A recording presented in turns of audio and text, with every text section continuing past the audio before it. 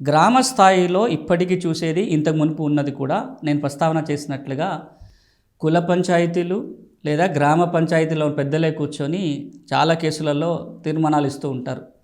కుటుంబ తగాదాల దగ్గర నుంచి ఏదైనా చిన్నపాటి నేరాలకు సంబంధించి కావచ్చు, ఆస్తి తగాదాల గురించి కావచ్చు, అన్నదమ్ముల మధ్యలో కొట్లాటలు కావచ్చు, ఇవి చాలా వరకు గ్రామాల్లోనే పరిష్కారం అయిపోతూ ఉంటాయి. జరుగుతున్న బాల్య వివాహాలపై ఒక పత్రికకు చెందిన విలేకరి ఆ పత్రికలో వార్త రాస్తాడు. ఇక్కడ గ్రామ పెద్దల ఆధ్వర్యంలోనే బాల్య వివాహాలు జరుగుతున్నాయి, దీన్ని ఎవరు ఆపటం లేదు, చర్య తీసుకోవాలని చెప్పి ఒక వార్త రాస్తే తెల్లారి ఆ విలేకరినే గ్రామ పంచాయతీకి పిలిపించి పంచాయతీ చేసి నువ్వు వార్త రాయటం వల్ల మాకు పరువుకు భంగం కలిగింది, ఊరు పరుగు పోయిందని చెప్పి 5,000 రూపాయల జరిమానా వేస్తారు.